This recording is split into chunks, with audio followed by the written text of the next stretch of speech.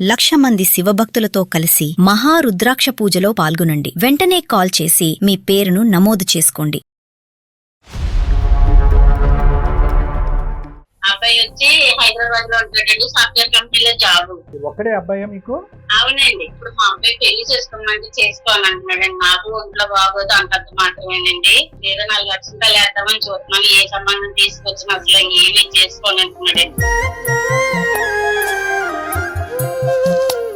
3 నెలలు పోతున్నాడండి. వచ్చినప్పుడు పెళ్లి సొత్తిదోటి ఇంట్లో సామాన్లన్నీ నేల చేసుకుంటున్నాడండి. వయసులో ఉండేటప్పుడు వచ్చే సంబంధాలన్నీ ఆ వంక ఈ వంక చెప్పి పడేసింది. ఒక్కటి రాని ఇలా లవ్ చేసిన అమ్మాయిని కూడా ఒప్పుకోవాలా. ఆ అమ్మాయి నా ఇంటి ఎదురుగానే దిగింది. 6 అడుగులు ఎత్తున్న అమ్మాయిని తెచ్చి నాకు కడుతుంది. మొన్నేమో సంబంధాలను పట్టుకెళ్తే అంకుల్ అంటుంది ఆ అమ్మాయి. ఏడ సార్ ఎలా పోతాను నేను సంబంధాలకి? నా ఏజ్ ఎంత సార్? 20 ఉండేటప్పుడు వస్తాను పెళ్లి. ఇప్పుడు 30-40 వచ్చేస్తుంది దగ్గరలో. ఇంకెప్పుడు సార్ నేను పెళ్లి చేసుకుని పిల్లలు ఎప్పుడు కట్టాను? నా బతుకు అయిపోయింది. ఇంకా బతుకు అయిపోయాక పెళ్లి అయితే నాకు అర్థం కాదు సార్. అతని ఆవేదన అతనిది. 40 సంవత్సరాలు వచ్చిన వాళ్ళు కూడా పెళ్లి చేసుకుంటున్నారు. 2 పిల్లలు ఉన్న అమ్మాయిని తెచ్చి ఈ అమ్మాయిని పెళ్లి చేసుకోమంటుంది. అలా ఆయన చచ్చిపోయాడంటే నన్ను చేసుకోమంటుంది. కొన్ని సరితూగే సంబంధం అనేది తీసుకురండి. ఆంటీల్ని అంకుల్ని వీళ్ళందరినీ తీసుకొచ్చి. మొన్న వెళ్ళేటప్పుడు ఏమన్నది ఆమె? తీసుకోండి. ఎందుకు వస్తా ఎదురుగా దాన్ని చూస్తే నాకు మెంటలు వచ్చేస్తుంది. ఎవరు ఇంటి ఎదురుగుండా వచ్చిందంట సార్.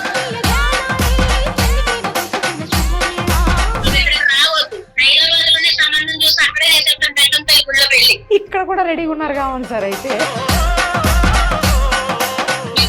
ఉంటారు. నా కొడుకు ఏదో ఒక పెళ్లి చేసి పెట్టి ఆడుకంటూ ఒక తోడంటూ ఉంటే చాలు సార్. రేపొద్దు నేను చనిపోయినా నా కొడుకు భార్య పిల్లలు ఉన్నారు అని అనుకుంటాను. ఇప్పుడు రేపొద్దు నాకు ఏమైనా ఉన్నా అడిగంటూ ఎవరు చూడలేదు.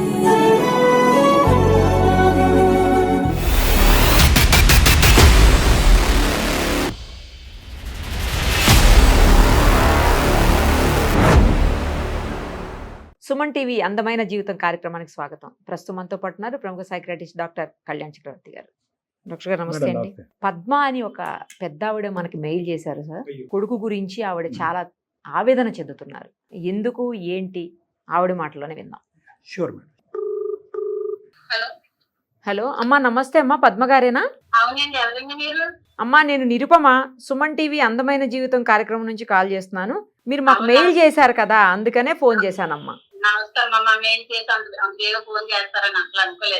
కానీ మీకు పెద్దవాళ్ళు కదా, మీకు మెయిల్ చేయటం ఎలా వచ్చింది? నాకు అదే అడుగుదాం అనుకుంటున్నా. అదే అనుకున్నాను. ఓకే ఓకే, వేరే వాళ్ళతో చేపించారా? సరే అమ్మా. మనతో పాటు డాక్టర్ కళ్యాణ్ చక్రవర్తి గారు కూడా ఉన్నారు. ఒక్కసారి మీకు అసలు ఏం కష్టం వచ్చింది, ఎందుకు మీరు మాకు మెయిల్ చేపించారు, ఆ వివరాలన్నీ చెప్పాలమ్మా ఇప్పుడు. సరేనా? నమస్తే పద్మ గారు.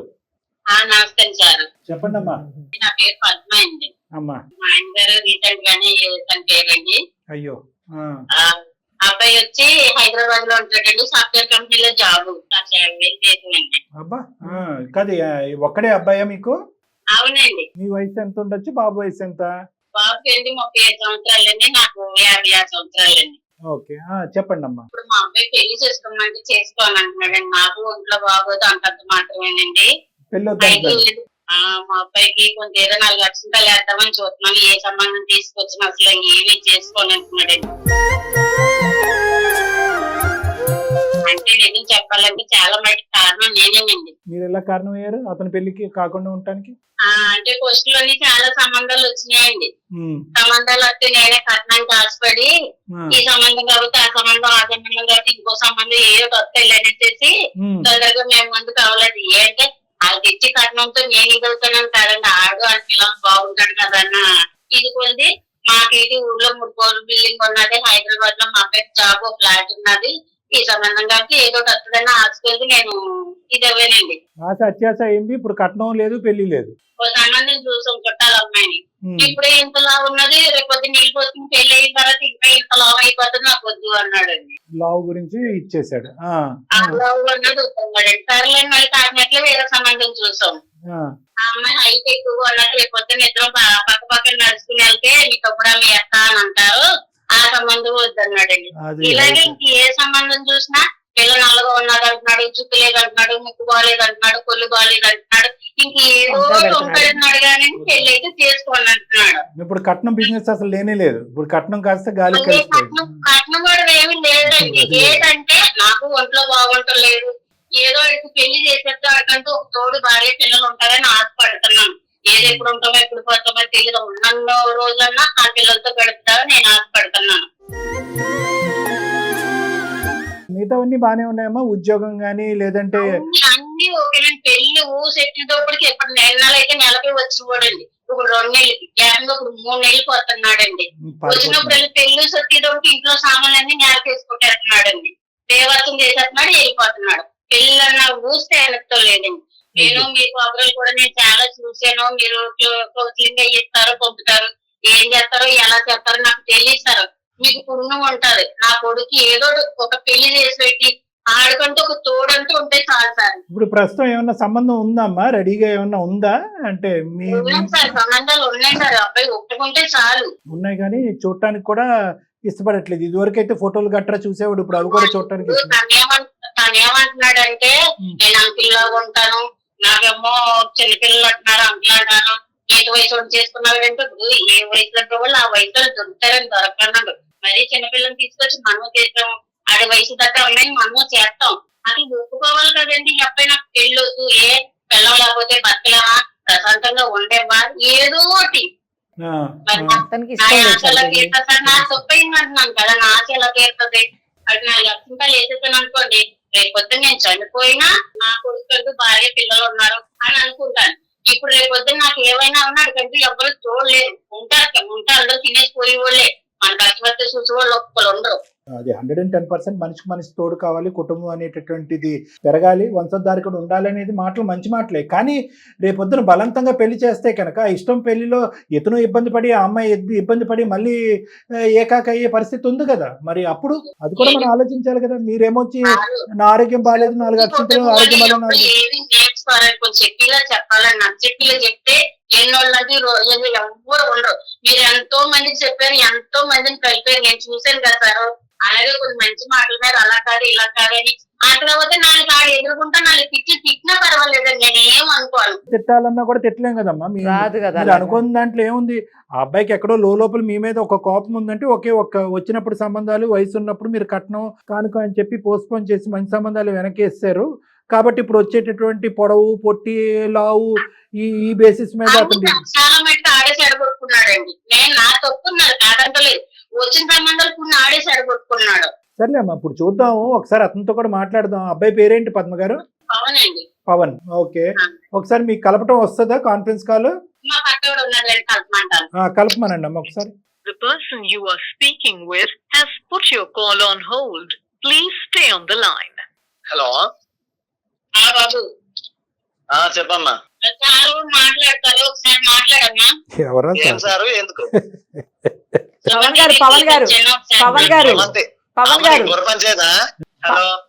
పవన్ గారు ఒక్క నిమిషం. ఆవిడికి పాపం చెప్పడం రాలేదు. మేము సుమన్ టీవీ అందమైన జీవితం కార్యక్రమం నుంచి నేను నిరుపమ, మనతో పాటు ఉన్నారు డాక్టర్ కళ్యాణ్ చక్రవర్తి గారు కూడా. మీ అమ్మగారు మాకు మెయిల్ చేపించారు. పక్కింటి వాళ్ళు బయట అమ్మ నీకేం బుర్ర పనిచేయదా? బాబు నా మాట ఎలా వింటలేదు, వాళ్ళ మాట నువ్వు బాగుపడతావు. పెళ్లి కాని పవన్ అనుకోయింది. అది కాదు బాబు, నా మాట సార్ మాట్లాడతారు, మాట్లాడు. ఉండమ్మా, అబ్బాయి మనసులో ఏదో చెప్తున్నాడు, 2 మాటలు చెప్పనియండి. చెప్పండి పవన్ గారు. మీ అమ్మగారి మీద ఏదో ఊర్లో పరుగులు పోయిందండి. మీ ప్రోగ్రామ్ వచ్చాం అనుకోండి, అందరికి తెలిసిపోద్ది ఇవన్నీ. అదేం కాదులే నాన్న, నువ్వు చూసుంటావు మన ప్రోగ్రామ్స్, చాలా సందర్భాల్లో చెప్పాము.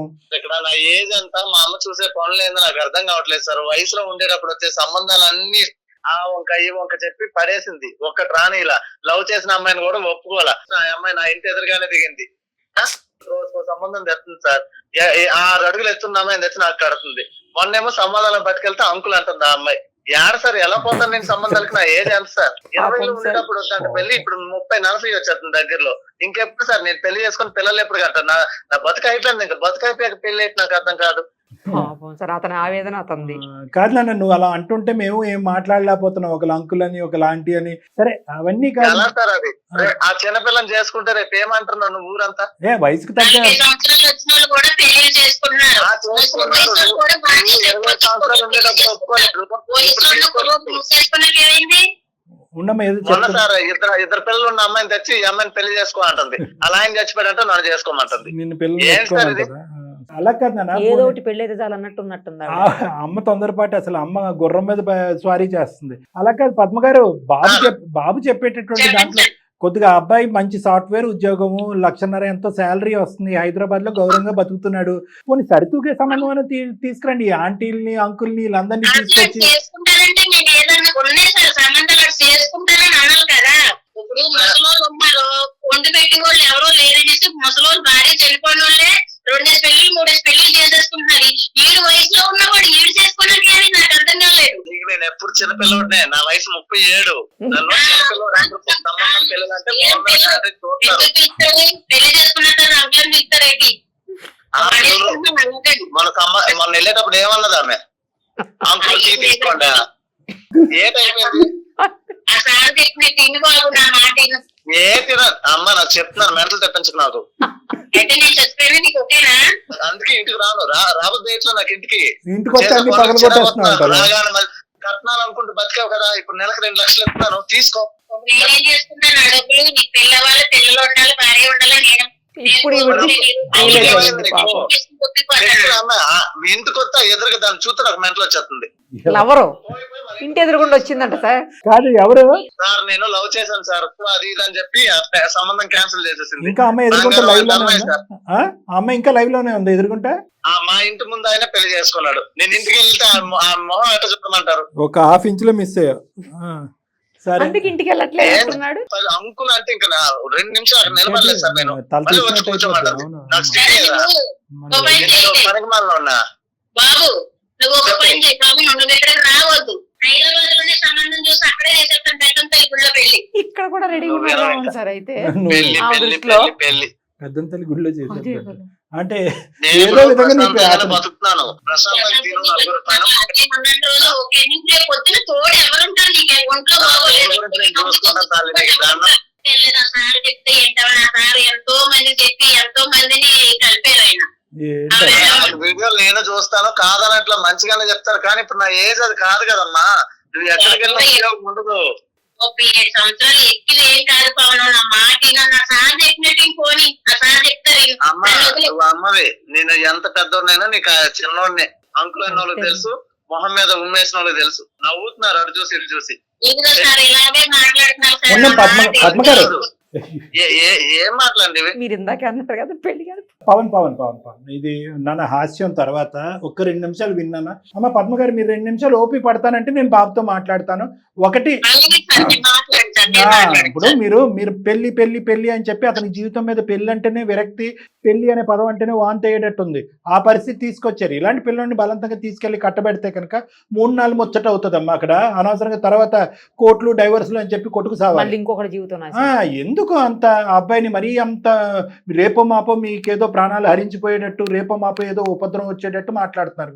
ఆగండి. పెళ్లి ఎంత ఇంపార్టెంటో రేపొద్దున పెళ్లి చేసుకున్న తర్వాత ఆ పెళ్లిని కాపాడుకోవటం కూడా అంత ఇంపార్టెంట్. ఈరోజు మీరు బ్లాక్మెయిల్ చేసి భయపెట్టి కింద మీద పడి కొట్లాడుకుని అతను టీవీలు ఫోన్లు పగలగొట్టి పెళ్లి చేసుకుని ఎవరిని ఉద్ధరిద్దామని అంతేనా? పెళ్లి అయిపోవాలి, అక్షింతలు వేసేయాలి, ఒక మనవడిని ఎత్తేసుకోవాలి, అంతేనా కాన్సెప్ట్? అంత ఈజీ కాదమ్మా. ఆ అబ్బాయిలో అసలు ఆవగింజ అంత పెళ్లి మీద ఒక రెస్పెక్ట్ గౌరవం కూడా ఇదివరకు ఉండేది, పోయింది. మీరు అప్పుడేమొచ్చి కొలమానం చేశారు, తూకం వేశారు. అప్పుడు కులం అన్నారు, గోత్రం అన్నారు, కట్నం అన్నారు. ఆ అబ్బాయికి పెళ్లి వయసు ఉన్నప్పుడు ఇష్టపడినప్పుడు ఇష్టమైనటువంటి అమ్మాయికి చేయలేదు. ఇప్పుడు కళ్ళెదురుగుంటా ఆ అమ్మాయి ఎదురింటి అతనితో హ్యాపీగా పెళ్లి అయిపోయింది. వాళ్ళకి 2-3 పిల్లలంట. ఇక్కడ ఇతను కడుపు కాలిపోదా? మీ ఇంటికే రావటం మానేశాడు అతను. మీరు పెద్దవాళ్ళు అసలు మీరు పట్టిన కుందేలకు 3 కాళ్ళు అంటే 3 కాళ్ళు. అప్పుడేమైపోయింది ఇంగితం ఆలోచన? అప్పుడు ఈ అబ్బాయి భవిష్యత్తు గురించి ఆలోచించలేదా? ఎందుకమ్మా తల్లిదండ్రులు ప్రతిదాన్ని చోట పిల్లల్ని ఏదో పావుల్లాగా వస్తువుల్లాగా వాడుకుంటారు? మీరు అనుకుంటే పెళ్లి, మీరు వద్దనుకుంటే పెళ్లి కాదు. మీకు కావాల్స్తే కోడలు కావాలి, వద్దనుకుంటే వద్దు. ఇంతేనా? బాగా చెప్పారు సార్. సరేలే, ఇప్పుడు అమ్మను కూడా అనేది ఏముంది నాన్న చనిపోయి సంవత్సరంన్నర అయింది, ఆ బాధలో కూడా ఆవిడ ఉంది. అవును. ఏదో షుగర్ బీపీ ఏవో ఉన్నాయని చెప్పి మెయిల్లో పెట్టింది, ఆరోగ్య పరిస్థితి కూడా అంతంత మాత్రం ఉంది, గుండె జబ్బు కూడా ఉందని సార్ నేను నెలకు 1,00,000 పంపించి ప్రశాంతంగా ఊర్లో, సార్ మాది పల్లెటూరు, ఓ 10,000 ఇస్తే ఇంటి చాకరీ అంతా చేసేటోళ్ళు ఉన్నారు, ఎక్కడెక్కడికో పట్టణాలకు పోయి 10,000 చేస్తున్నారు సార్. 10,000 ఇచ్చాయి, 90,000 నీ దగ్గర పెట్టుకో. అంటే పనులు సొంతోళ్ళు పనోళ్ళు ఒకటైతారా? పవన్ పనులు పెట్టుకునే స్తోమత ఉంటే పెళ్లిళ్ళు అక్కర్లేదా, భార్య పిల్లలు అక్కర్లేదా, కోడళ్ళు అల్లుళ్ళు అక్కర్లేదా? అంటే డబ్బులతో అన్ని కొనేసుకోవచ్చు. నేను కాదనట్లేదు సార్, నా ఏజ్ ఇప్పుడు ఎంత సార్? ఇంకో పవన్ 10 సంవత్సరాలు అయితే నా బతుక అయిపోయినట్టే సార్. ఈ 10 సంవత్సరాల్లో ఎప్పుడు పిల్లల్ని అంటాను, ఎప్పుడు ఇంకా వాళ్ళకి ఎవరు ఉంటారు సార్ నేను లేకుండా? నువ్వు 57కి మీ అమ్మగారి వయసు అయిపోయింది అంటున్నావు, నువ్వు 37కే నీ వయసు అయిపోయింది అంటున్నావు. బిలే ఉన్నారు తల్లి కొడుకులు, అది కాదు కదా. 37 ఏంటి, 37కి ఎందుకు అంత నువ్వు అంత ఇది అయిపోతున్నావు? చాలా మంది 34, 35, 36, 37 కూడా చేసుకుంటున్నారు. ఎటొచ్చి అమ్మకు వచ్చిన తొందరపాటు ఏంటంటే ఫిల్టర్ చేయకుండా ఎవడు దొరికితే వాడిని తీసుకొచ్చి అమ్మాయిని తీసుకొచ్చేసి క్యూలో పెట్టేసేటప్పటికి నీకు అసహ్యం కలుగుతుంది. అమ్మ అసలు మ్యాచింగ్ చూడట్లేదు, ఆవిడకున్న తొందరపాట్లు ఏంటంటే సార్ పెళ్ళే 3 పిల్లలు ఉన్నారు సార్, ఆమెకి తీసుకొచ్చి చేసుకో అంటుంది. మరీ టూ మచ్ అమ్మ పద్మ గారు, అసలు కరెక్ట్ గా లేదు. మంచి ఆమె, నేను వాళ్ళ ఇంటికి వెళ్తుంటాను అప్పుడప్పుడు, ఎట్లా సార్ అనేది? అమ్మ పద్మ గారు ఒకటి, ఇప్పుడు నేనేమంటున్నానంటే అమ్మ చూడండి, చిన్నపిల్లలు కొంతమంది ఉంటారు, స్కూల్ అంటే భయం అంటారు. తల్లిదండ్రులు ఏం చేస్తారు, అరే స్కూల్కి ఎప్పుడు వెళ్తావు, ఇప్పుడు వెళ్తావు, రేపు వెళ్తావు, ఎల్లుండి నుంచి వెళ్తావు అని చెప్పి స్కూల్ అంటే కనుక కొన్ని 2-3 రోజులు పోయిన తర్వాత, ఒక 2-3 వారాలు పోయిన తర్వాత అది స్కూల్ అంటేనే వాంతి అవుతుంది. అలా చేస్తారు మీరు పెళ్లి గురించి. అంటే పెళ్లి అనేటటువంటిది ఒక అసహించుకుని ఏవగించుకుని పెళ్లి వద్దు అనే సబ్జెక్ట్ కాదు ఈ అబ్బాయి. పెళ్లి కాని ప్రసాద్ అలాగే ఏదో పెళ్లి కాని పవన్ అని అతను అనుకుంటున్నాడు కదా, ఆ క్యారెక్టర్ కానే కాదు. తనకు నచ్చినటువంటి అమ్మాయి తను చేసుకుని తన జీవితంతో ఒక అమ్మాయితో కలగందాం అనుకున్నాడు. ఆ కళ ఎవరో అంటున్నారు. ఇప్పుడు నేను అనేది ఏంటంటే, అప్పుడు కోరిక ఉన్నటువంటి అబ్బాయి ఇప్పుడు కోరిక ఎలా చచ్చిపోతుంది? చచ్చిపోదు ఆ కోరిక. ఎటొచ్చి ఏంటంటే అది కట్ చేసింది మీరే, ఇప్పుడు 3 పిల్లలు ఉన్న తల్లిని తీసుకొచ్చింది మీరే. అంటే పెళ్లి ఎప్పుడు చేసుకోవాలి అనేది మీరే డిసైడ్ చేస్తారు, ఎవరిని చేసుకోవాలనేది డిసైడ్ చేస్తారు. పెళ్లికి ముందే పిల్లలు ఉండాలా లేదా అనేది కూడా మీరు డిసైడ్ చేస్తారా? నేనేమంటున్నానంటే పద్మ గారు, మీ వయసుకి నేను గౌరవిస్తున్నాను, మీ బాధను నేను అర్థం చేసుకోగలను. భర్త పోయిన తర్వాత వంశధారకుడు కొడుకు కంటే కనుక అది చూసుకుని మురిసిపోవచ్చు, నా ఆఖరి రోజులు హ్యాపీగా ముందుకెళ్ళిపోవచ్చు అనే ఆలోచనలో మీరున్నారు.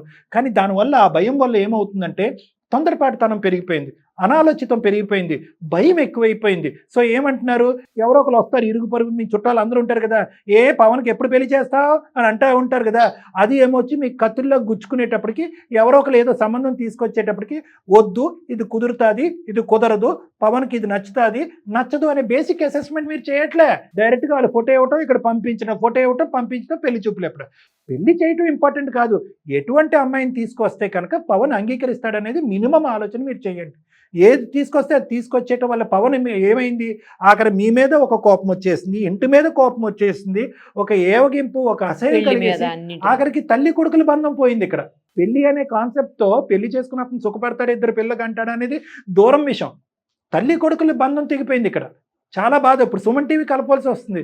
నువ్వు ఫోన్ చేస్తేనే అమ్మ తిన్నావా, బాగున్నావా, ఆరోగ్యం ఎలా ఉంది అనే మాటలు ఇద్దరు వైపు అడుక్కోకుండా, అరే బాబు సంబంధం తీసుకొచ్చాను, పెళ్లి చేసుకుంటాం అనే మాట ఒకటే అతను వినిపించేటప్పటికి అసలు మీ ఫోనే ఎత్తట్లేదు, మీ మొహమే చూడట్లేదు, మీ ఊరే రావట్లేదు.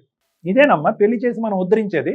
కాబట్టి నేను అనేది ఏంటంటే పద్మ గారు, నేను ఇంకో 2-3 మాటలు పవన్తో మాట్లాడే ముందు మీ మనస్సాక్షి మీద మీరు చెయ్యేసుకుని, అనవసరంగా నేను తొందరపడను, కొంతకాలం దీనికి ఒక వ్యవధినిస్తాను, కొంతకాలం అంటే కనుక ఇంక 3 సంవత్సరాలు నన్ను కాదు, కొంతకాలం ఈ టాపిక్ తప్ప కొన్ని వారాలు, కొన్ని నెలల పాటు ఈ టాపిక్ తప్ప ఒక తల్లి కొడుకులు సర్వసహజంగా మాట్లాడుకునే మిగతా టాపిక్లు అన్నీ మాట్లాడుకోండి, బాబుని ఇంటికి రానివ్వండి.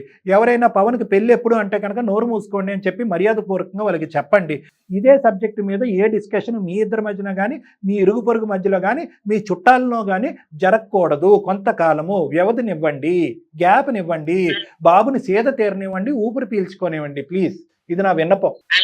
ఇది నెంబర్ 1. పవన్, నాది ఒకటే మాట నాన్న, అమ్మది అభద్రత అనుకో, భయం అనుకో, అనాలోచితం అనుకో, ఏదన్నా అనుకో, I don't know what that is. నాన్నగారు ఈ మధ్యనే చనిపోయారు, పదే ఆ మాట అంటున్నాను, బాధపడు. దాంతో ఏంటంటే అమ్మకి ఇన్సెక్యూరిటీ, అభద్రత భావం పెరిగిపోయింది. ఏమో నేను చూడకుండానే ఒక పెళ్లి, ఒకటే ఒక కొడుకు కదా, 10 మంది ఉంటే 9 మంది పెళ్లి అయింది. అప్పట్లో నచ్చింది చేసేయంటే ఒప్పుకుందా నాన్న సరే నాన్న. పవన్, గతాన్ని తవ్వటం వల్ల నీ టైం వేస్ట్, నా టైం వేస్ట్, జరగబోయేది చేద్దాం. అమ్మ ఇప్పటి నుంచి కొన్ని రోజులు గ్యాప్ వరకు పెళ్లి అనేటటువంటి ప్రస్తావన తీసుకురాదు. తర్వాత నెంబర్ 1. నెంబర్ 2, దయచేసి నీ వయసును ఓవర్ ఎస్టిమేట్ చేయొద్దు. ఈరోజు కాళ్ళు చేతులు అన్నీ బాగానే కదులుతున్నప్పుడు అన్నీ బాగానే ఉంటాయి. రేపొద్దున నా అనేటటువంటి తోడు కావాల్సినటువంటి అవసరం ఉంది. పెళ్లి యొక్క ప్రాముఖ్యత గురించి నన్ను మాట్లాడమంటే కంటిన్యూస్గా ఒక 10 గంటలు మాట్లాడతాను. కానీ ఇప్పుడు అంత టైం లేదు కాబట్టి అది కూడా నేను మాట్లాడట్లేదు. నువ్వు పెళ్లి అనేటటువంటి సబ్జెక్ట్ పదే పదే అమ్మ నీ దగ్గర తీసుకురావటం వల్ల నీలో ఒక చిరాకు కోపం ఏర్పడిందని నాకు అర్థమైంది. అమ్మ స్టెప్ బ్యాక్ అవుతుంది.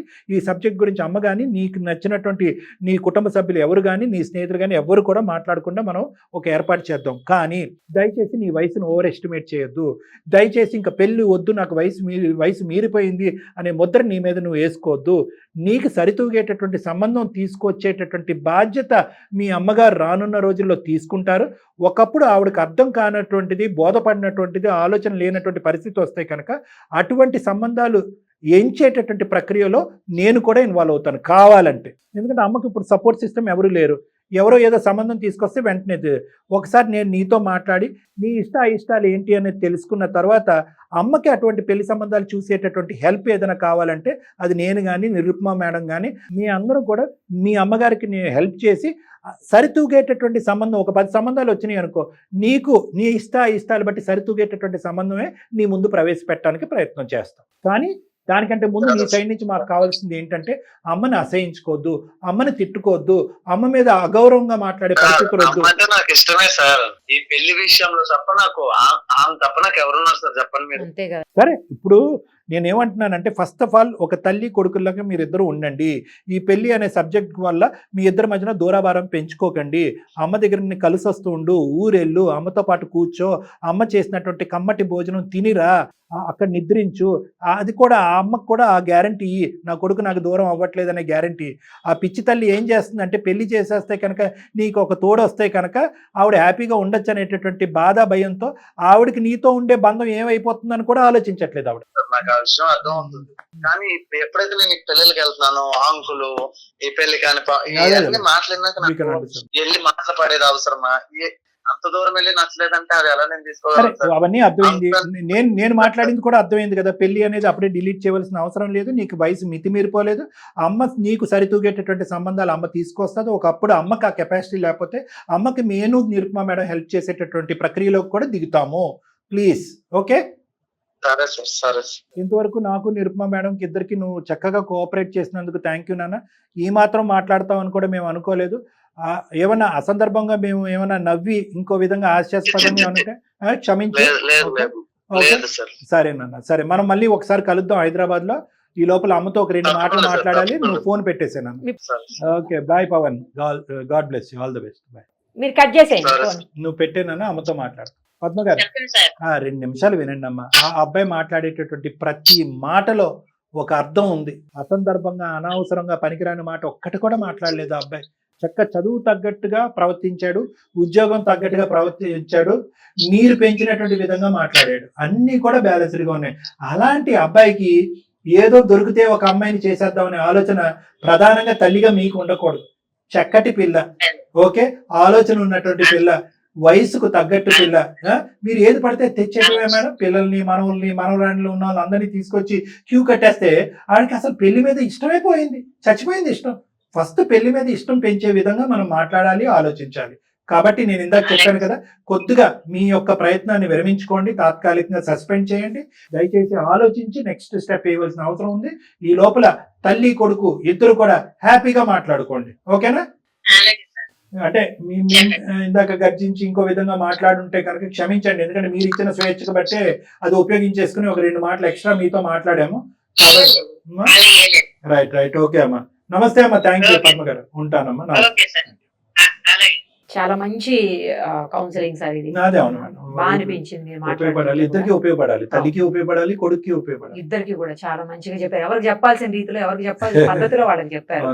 బాగుంది సార్. దాంతో వాళ్ళు మారి మంచిగా అవుతారు. ముందు ఫస్ట్ వాళ్ళిద్దరు మధ్య బంధం గట్టిపడితే తల్లి కొడుకు బంధం, దట్ ఈస్ మోర్ ఇంపార్టెంట్. మిగతా అన్ని ఆటోమేటిక్ జరుగుతాయి. Thank you. నమస్తే.